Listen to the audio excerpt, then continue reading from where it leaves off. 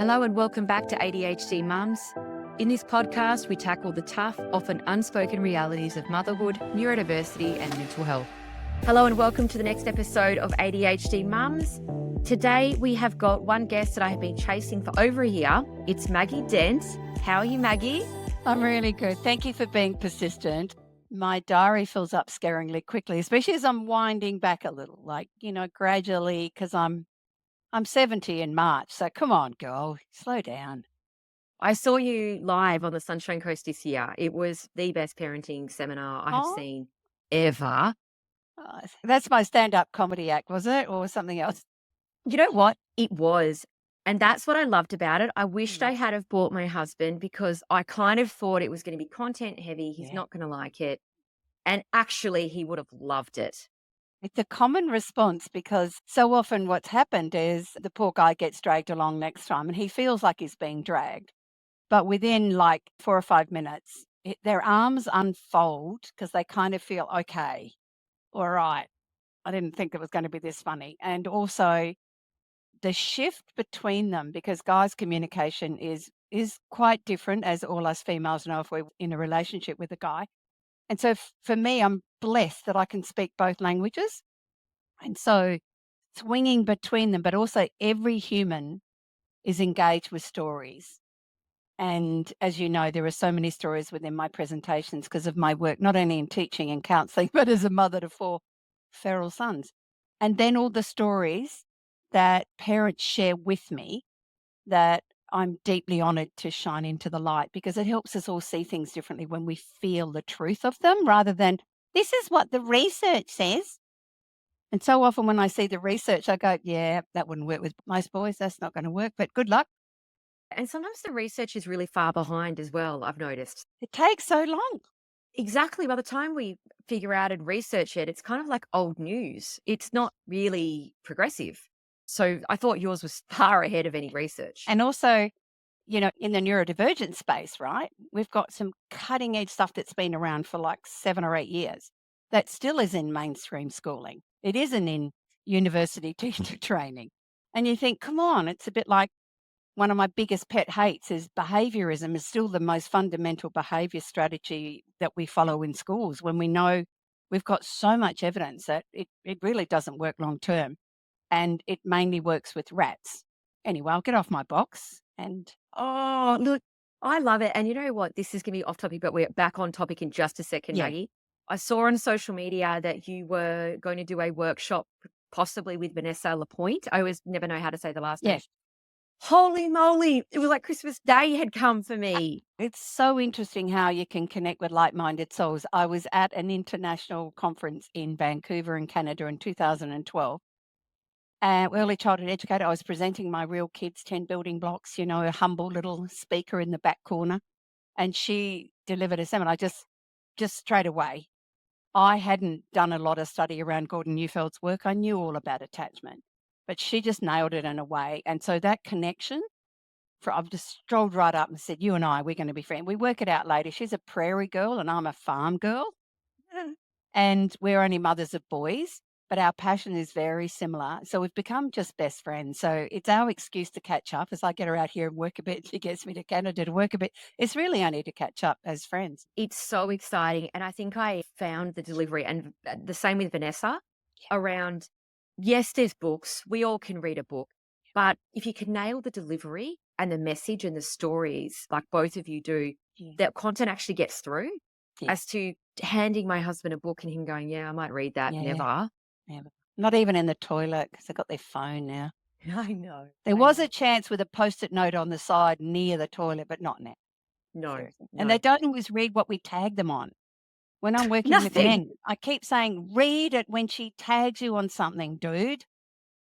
My husband never tags, never reads or anything I said. Anyway, back onto topic. So you have got a brand new book out on teenagers. Congratulations to you. I have a 8, 7, and 5-year-old. I've got one girl and 2 boys. Yep. And so on this podcast, we do seem to focus on the under 10 age group just because that's where my head's at, right? And I'm sure I'll probably go teenage heavy in the next 5 years. But we have a lot of people requesting teenage content, which is fair Perfect. enough. And then I saw your book come out. So today's topic is going to be on teenagers. How do you think your content and neurodiversity, like, can we meet in the middle or is it different? How does it work? A lot of people have questions around that. Yeah, look, to be really honest, every single human being and every single child wants to be seen, heard, if understood would be great, valued and loved. And so much of, my work actually when I, because in the early years I didn't really put a special focus, but I've been teaching neurodivergent kids in my classrooms for 15 years. Most of them were boys because I probably missed some of the masking of some of the girls. But we also remember we didn't have inclusion in those days, so not a lot were in our classrooms. And so intuitively, I also found I'm extremely restless. If you've seen me present, my brain doesn't remember stuff unless I'm moving. So I figured out I had to move in classrooms. So when I started to realize and watch boys walk around, the occasional one had been identified as ADHD, but the rest were just restless, sitting still too long. And that was a bit me. And I thought, because I'm a bit like a boy. So, I started introducing brain breaks and I started letting them sit on the floor if they were right on the floor, if they handed it to me. So, without even knowing it, Jane, I was accommodating for a lot of kids. If anyone looked in the window, they would have said, she's lost control of the class. They're not sitting at a desk. What sort of hopeless teacher have we got here? But of course, the results were exceptional. And the other thing I did without knowing it is I actually really valued my connection to every kid in my classroom. And so I'd start every year group saying, every single one of you matters to me, not just the smart kids who do great in English. You all matter. My only promise is I'm going to do the best I can so that at the end of the year, are a bit better than you are now. But in the meantime, you matter as a whole person, not just a brain on a seat. I don't think any teacher had done that. And so they felt safer. And when we feel safer, the nervous system is safer, isn't it? So they're more likely to want to kind of hang in there with you a bit more, and also to know that when they lose it, and of course, you know, adolescence is already another layer of not much cognitive capacity for making great choices. So kind of it all merged together, Jane. And I think that was where I began to understand it. And then one of my own sons, every now and then there was a teacher saying, "Oh, I'm sure he's got ADHD. He just never can sit still and he calls out too much." And I just saw him as a highly spirited human. Anyway, so moving forward, as we go into adolescence, my approach is that every teenager will make poor choices, right? They're wired for it. Yes, neurodivergent kids are likely to possibly make more because of all we know that impulsivity can be a challenge and staying on track can be a challenge. But I am going to argue all the way through that every parent, regardless of whether your child is neurodivergent or not, you have to change the way that you are coming alongside them in order to develop their resilience is a bit overused, but their capacity to step out one day and navigate a world however they find it. And that we really have to stop rushing in and fixing things, doing their homework, because it's not helping them develop those skills around that. And one of the big ones of mine is we need to celebrate failure in adolescence, because it's one of those windows where very soon you're going to be a grown up in a workspace or studying, and you're going to have failure moments. And that we need to not see that as our kids have messed up, failed, something wrong with them, they're flawed, they're broken. No, they're human. And one of the first tips I want to give you is, can parents of teens muck up more often in front of their teens and just own it? Because I did that with mine, mainly because I'm a bit forgetful, but also I was perimenopausal at the time. So my memory had gone to crap. So I couldn't remember much either. So it was really quite funny because they were helping me remember and I'm trying to help them remember. But we made a lot of a lightness around it. And I sense today's world. I mean, our teens are struggling so much more at higher levels in every area. So no wonder parents are more worried, but also parents are more stressed today. So it's hard to turn up with lightness, but I'm going to challenge you that if you can do that when you're getting yelled at or slam doors or whatever's going down, they're arguing the heck out of it, which is all developmentally appropriate, that we don't buy into it and join into the fight and let us become, another combatant in the moment of the heat, then you will notice a significant difference, because they're still looking for what I call a safe base. And the research is so strong around that's research I do agree with. It just says the safer the base at home, the better the chance they're going to navigate all the bumps of this bumpy ride with more effectiveness that might not lead to significant mental health challenges or even, significant accidents. Oh, I love that. I've got my first question here is, can you Yep. explain some of the changes that happen in the teenage brain and how this affects decision making communication? Ah, so much on that one. So much. So let's start with the very first thing. Girls go into puberty before boys. So your girls will be anywhere from tween years onwards. Boys are a little later. They're cognitively behind, socially, emotionally behind. So you might notice, your girl getting some sass much earlier than you had hoped. And then in the journey, we're going to change the child brain, hopefully to a mature adult brain. So Mother Nature, in its wisdom, is going to prune off stuff you're not using and remodel and reshape the brain.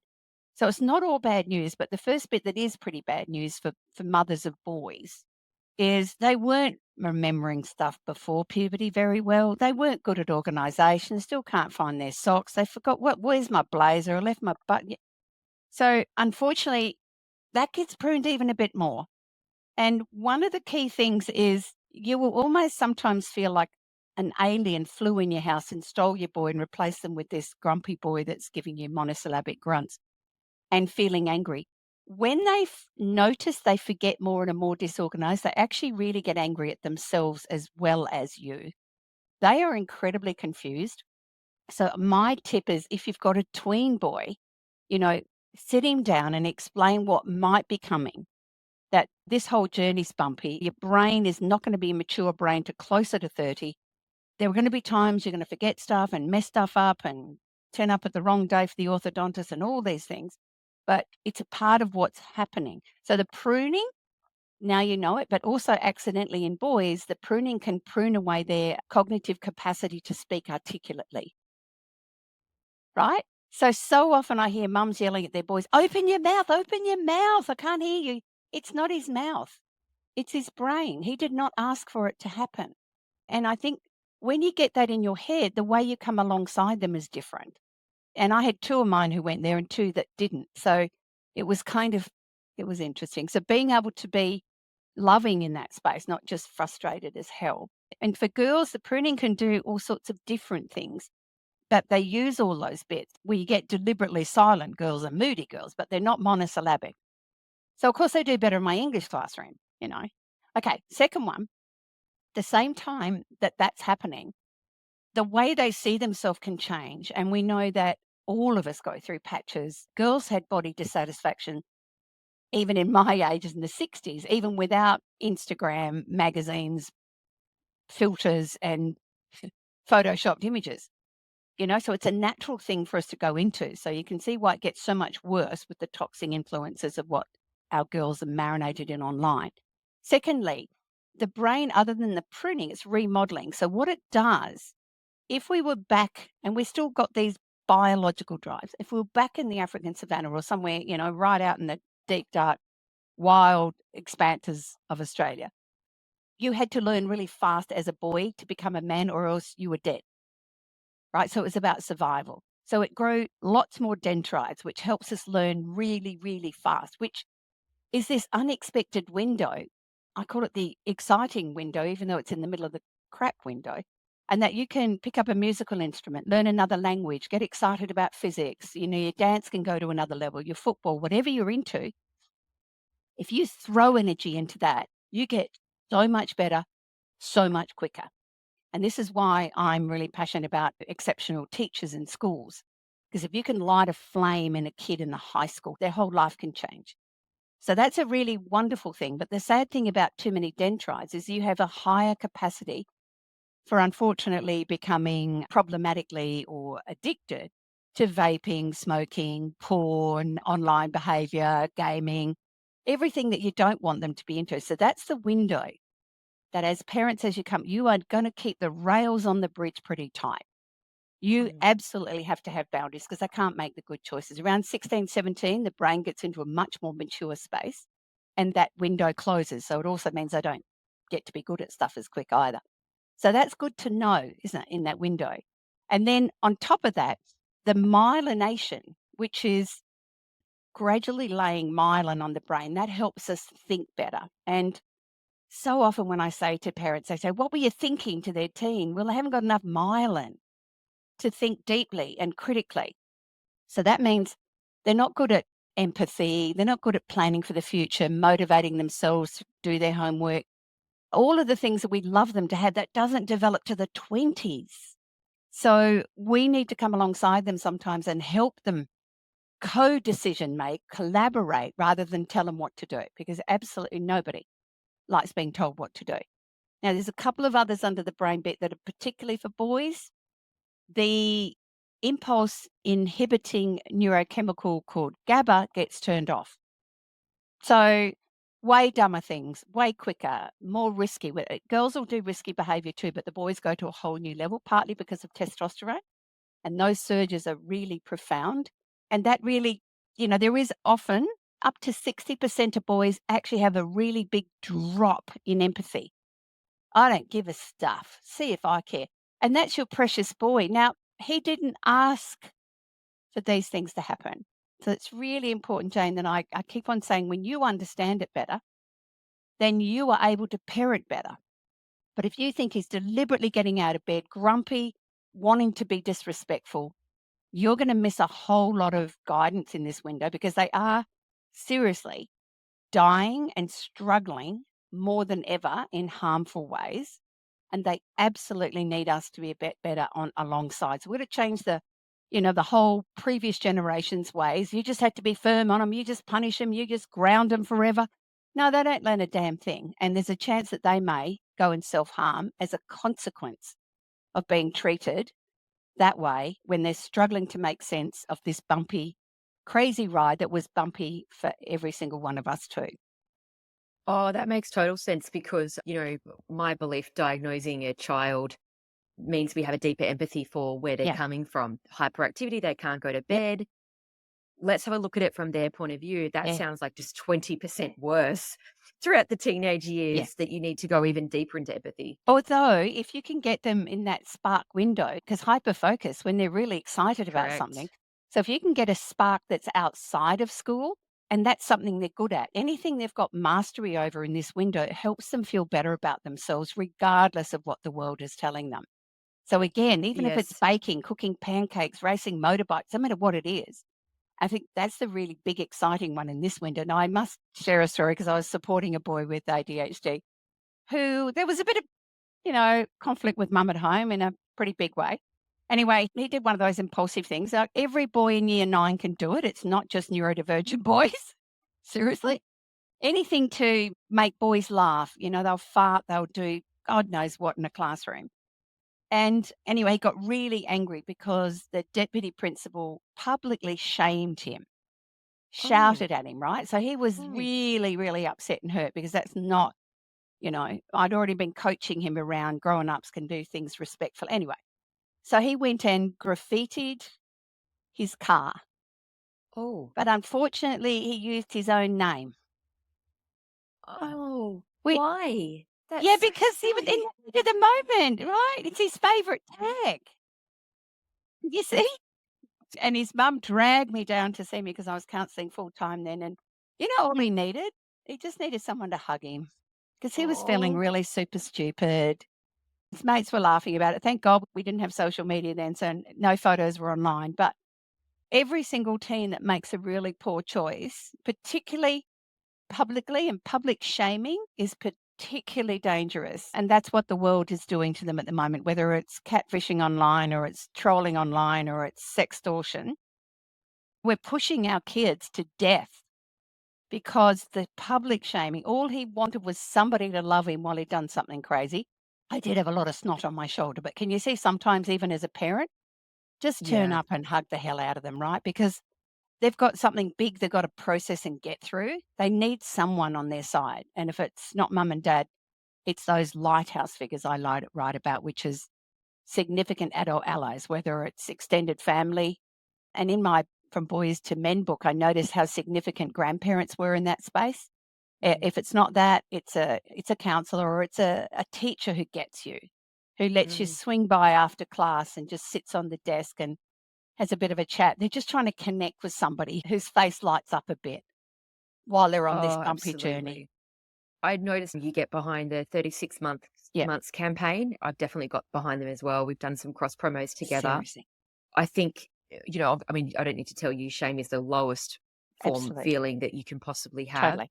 We need to acknowledge, Jane, that we know that a lot of neurodivergent kids can use their phones for regulation, whether it's their music or their gaming or something like that. I absolutely get that. But it's the social media side of it that we've really got to be able to put boundaries around so they get just enough when they're a bit older. But can you see the worst time too for any teenager is nighttime because the prefrontal comes offline. So the worst behavior is at night.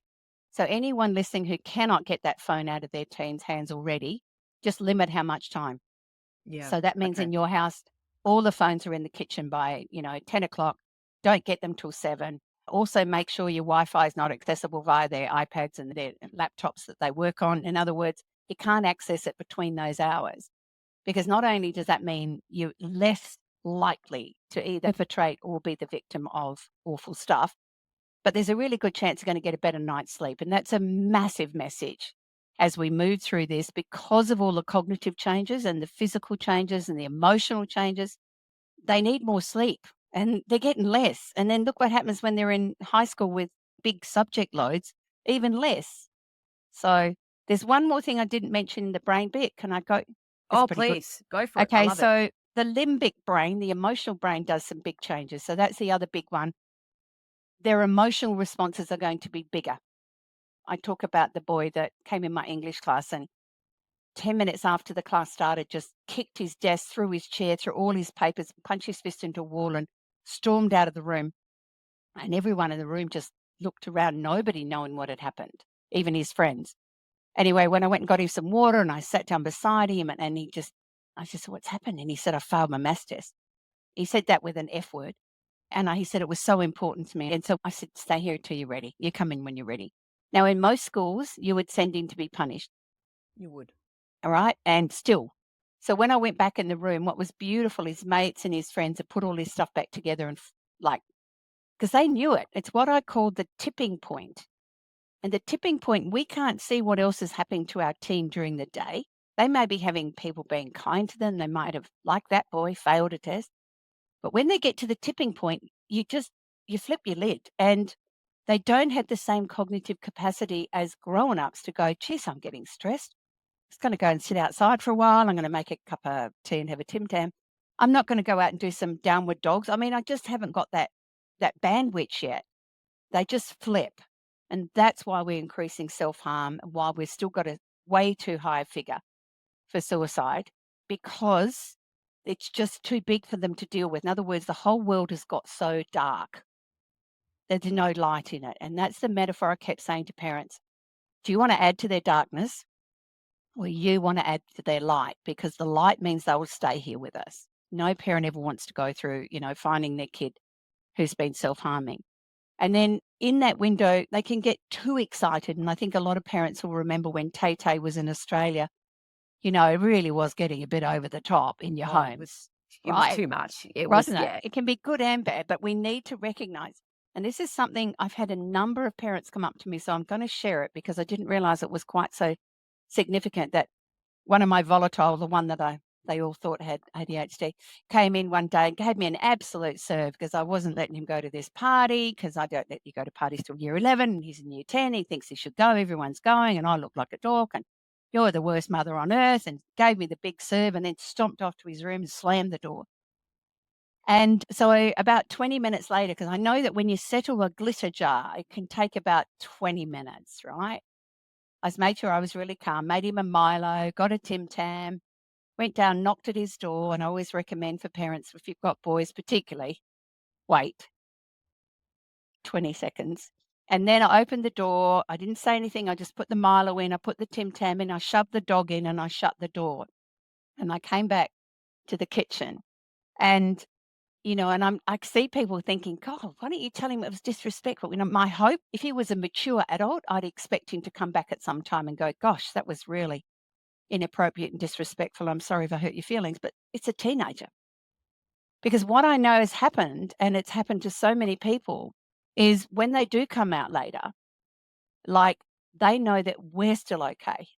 They'll sometimes give you a nudge, mumble a sorry, but we're still okay, right? Because we don't know what sort of day they've had. So I'm going to say it's almost counterintuitive, but bring kindness into your home when you've got a moody, grumpy teenager who thinks you're just the worst person on earth, because it's really hard to keep being mean to someone who's being kind to you. Oh, that was sorry, I was reflecting on my own parents then. Um, Yeah. and it's so amazing. I had 2 beautiful parents. I was super blessed, but they Yeah. passed away early, so I missed Mm. them a lot. But as a teenager, I attempted suicide a couple of times. I had a Yep. very rough ride, and I had great parents. I was undiagnosed autistic, so it was a whole thing, right? But and it wasn't their fault. But I was reflecting on the fact it never occurred to me to check in with them at all because I knew how much they loved me. Yes. You didn't need to do it. Yeah. Yeah, and I just the way that you portrayed that from a parent point of view, I thought it wouldn't have even occurred to me as a teenager to Yeah. check in It's with them huge. It's because huge. I just knew they were on my side. That's an incredible way of saying it. Well, what we are is we're social species, and connection is our number one thing that makes us feel safe. So if we've suddenly, been busted because of something, the school rang, and they're, all they've come in and they've also, displayed distress. It's like the whole day is worse than, but their capacity to manage that. Mm. We just, often as a teenager, pile it on all the list of the things that's wrong with me.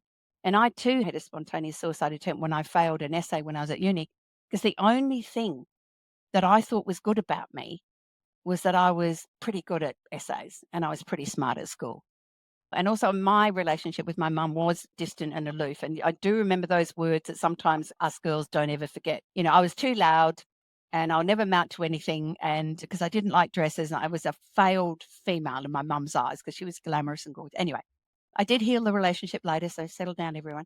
But I was at university, a country kid in the city, all sorts of things that happened that were really scary for me. So my tipping point, and then when I failed that essay, something cracked, and the mask that I'd put up to the world.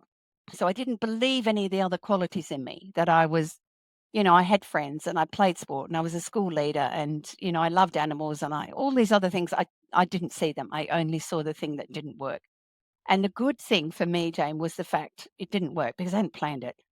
And when I vomited up the tablets I'd taken and I was in a fetal position on the floor, the sun shone on me because I was a farm kid, so I was in nature a lot, and I felt almost like I was being comforted in some strange, weird way. And then the thought landed for me, holy heck, I nearly did something that I really wouldn't have wanted to do. My God, look how vulnerable we are as 18-year-olds. And that was when I decided to change from journalism to teaching, because I felt I had all these things going for me that I didn't recognize. That self-loathing, that self-hatred was already there. And it just got too much on that day. And I decided I didn't want to be here anymore. So you're right. That's the thing I want us to keep in mind, that there's this fragility. And it is in boys even more than girls, because girls often tend to talk about their feelings, or if they've got friends, or if they've got a safe, auntie or something. They do tend to want to process and talk. That's what a best catch up with girlfriends is, that we cry, we laugh, we dive into some really deep stuff and we go home feeling better. That's not what boys do. So again, that's what's driven a lot of my work, because I've worked with boys who have attempted. And, underneath it all, the way they see the world is like a cracked windscreen versus a clear windscreen. And mine was equally as cracked, even as an intelligent, cognitively capable girl. My view of myself was so distorted.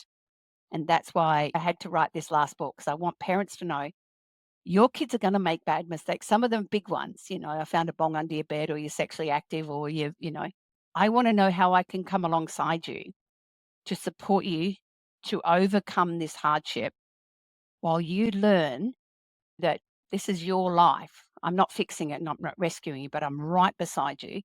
I'll make as much Milo and give you as many Tim Tams as you need, but I want you to work out, because you are more than this. And that really is very different to what we did in the past. And I just want to say one thing: absolutely no one likes being shoulded on or told what to do, even a toddler. So again, we tend to do that because we actually have experience that they would benefit from if they just listened. But they're biologically wired not to because they're developing their own autonomy, their own independence, which is what they're meant to do. And they're also individuating into a semi early grown up and they're not a child anymore. So that's why it gets confusing for parents who think, I'll just ground them forever, they'll be fine. But we don't learn anything from punishment.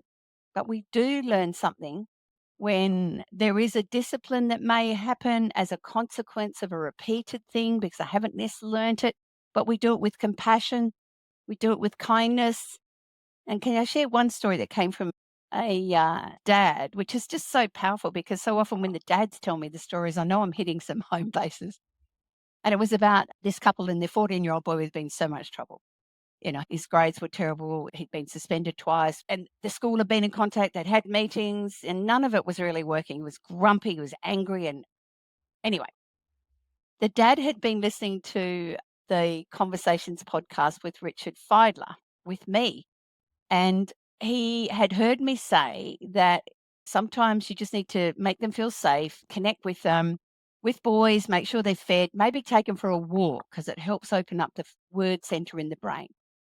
And so he came in, he said to his wife, "I've just been listening to this lady." And she said, "Oh, the school's called again," with a very sad look on her face.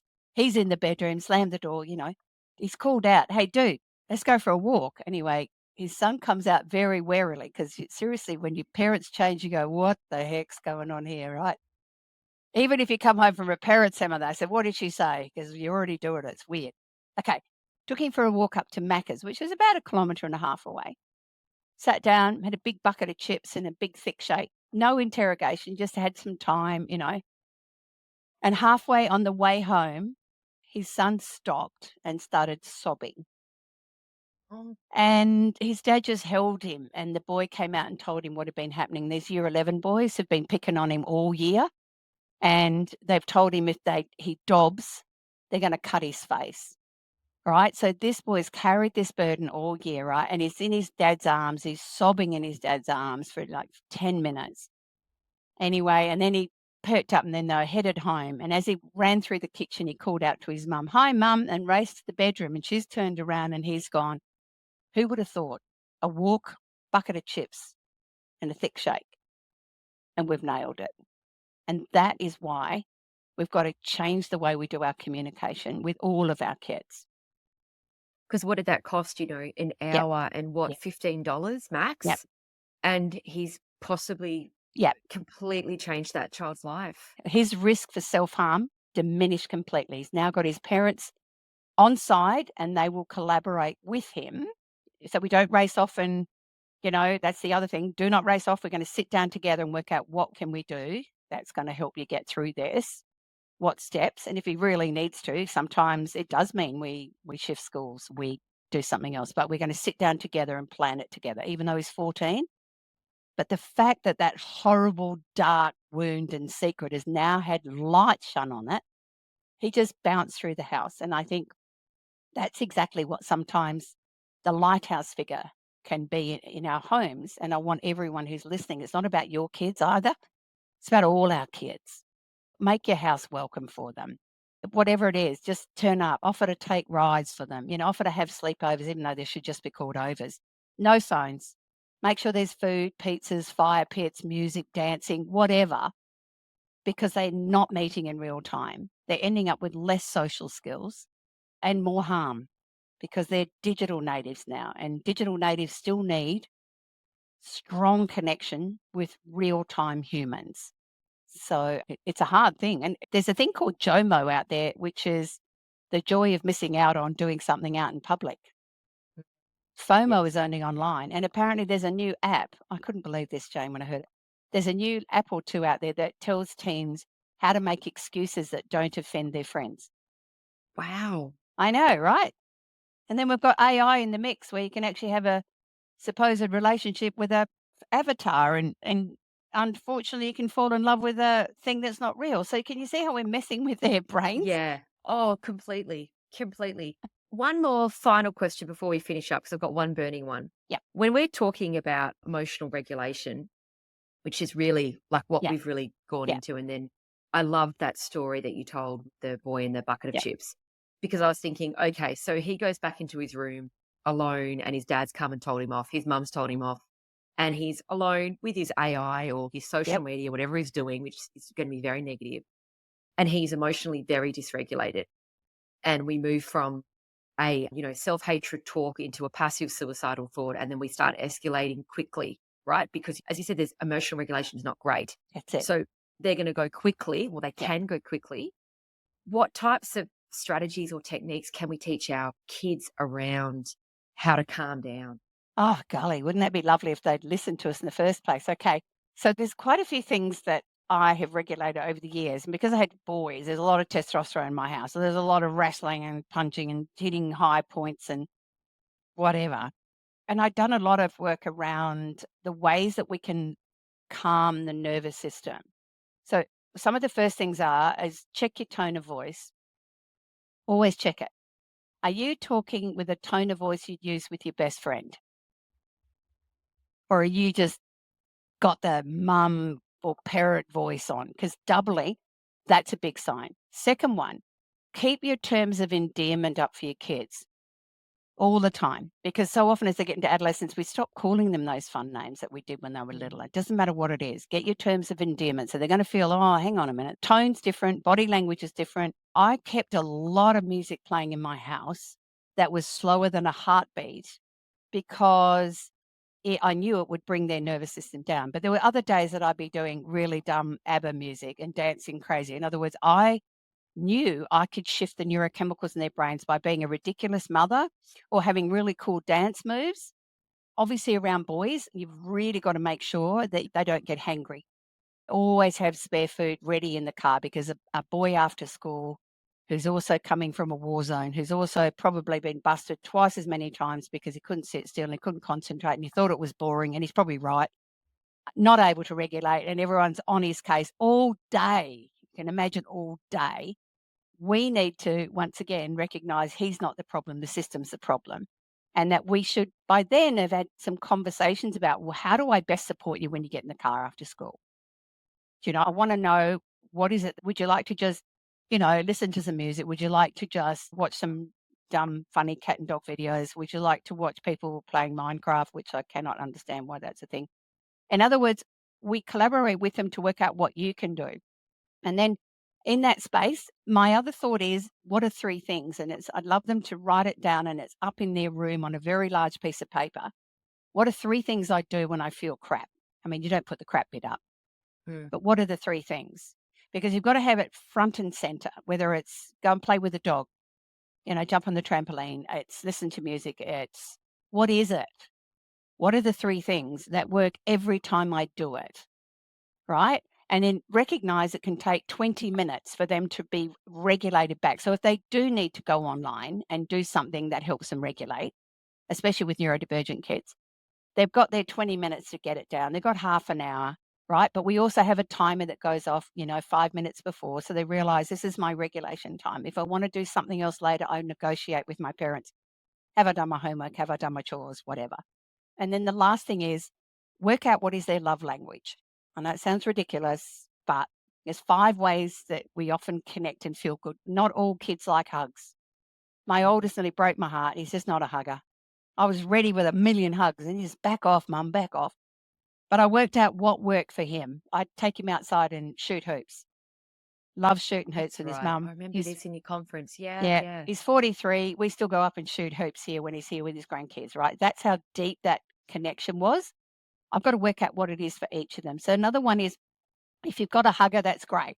It means you also pounce on them sometimes when they're crabby at you and you back off. You just leap on them, whether it's in the bedroom or in the hallway, you just leap on them and then run off.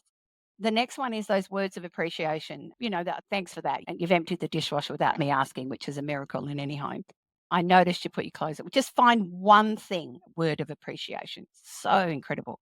And then you can look to what small gifts you might have thought of. I just remembered that you were run out of, your favorite shampoo, so I've got it.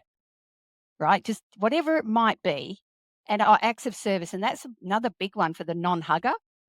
when I did something for him, like sometimes it was his turn to do the dishwasher, but if I saw that face and they'd had a big day at school, I'd do it. So when he came out to do it, he'd go, "Oh, it's done." And I went, "Yeah, you look like you had a really big day at school, so I thought I'd do it for you today." It's an acts of service, but I've done it out of kindness. So I had very little of those massively volatile things because I'd worked out the ways. But I am going to say, I really believe as my granddaughters get to the tween years, and I remember me as a tween, a lot more big feelings. Boys tend to go through the storms quite quickly, and our girls can remember stuff for days. So I think we need to validate that feeling moody, feeling grumpy, being all over the shop, unpredictable, and it's even harder for some of our neurodivergent kids. And I love it when NeuroWell talks about the fluctuating capacity, because that makes Mm. so much sense that teachers can understand too, that some days they've got it and some days they haven't, but we don't know what the sensory overload that created that or what the class before. So often I had to pick up the mess after a nasty teacher in a classroom before. I knew I couldn't teach until I'd regrouped them and got them back, and we might have told jokes for 10 minutes. But can you see? I think when we Yeah. understand that as we go forward.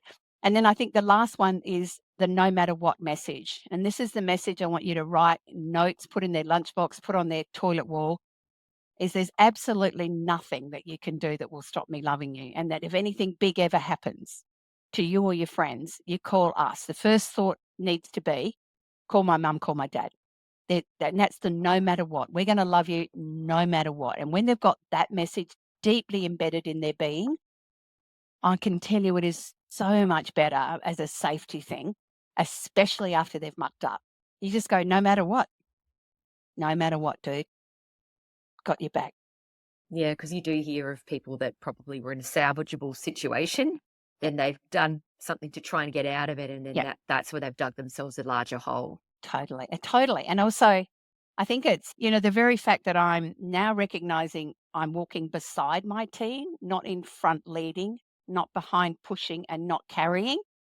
Mm. Then every now and then go, well, what are your thoughts about that? How are you going to fix it? Why don't you sleep on it? I've got so many of those communication cues that when parents start using them, I cannot believe how many more conversations they're having because the teen feels like they are actually really listening to me and they're not telling me what I'm saying is wrong. They're Mm. really listening. So again, the biggest one is amongst it. You've got exams coming. How can I support you? Yep. I know you've got a difficult teacher this year, but we've got to get through that because there's difficult people in life. How can we help you accommodate a different human while still knowing that you're incredibly loved exactly as you are? Oh, well, that's a beautiful note to finish up on, Maggie. That was a emotional interview. I feel like I've Yep. gone on a complete ride. Thank you so much for your time. I really, My really pleasure. appreciate it.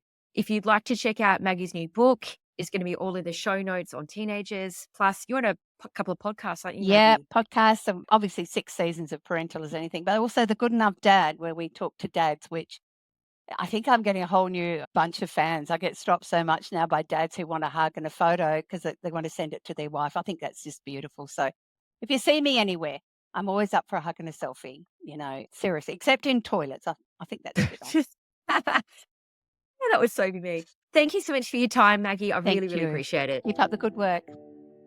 Take care. Bye. The key message here is you are not alone. Thank you for listening. If you enjoyed this episode, follow us on Instagram or head over and join our amazing ADHD Mums Podcast Facebook community. Everything you do matters and helps to spread the word about what neurodiversity in females looks like.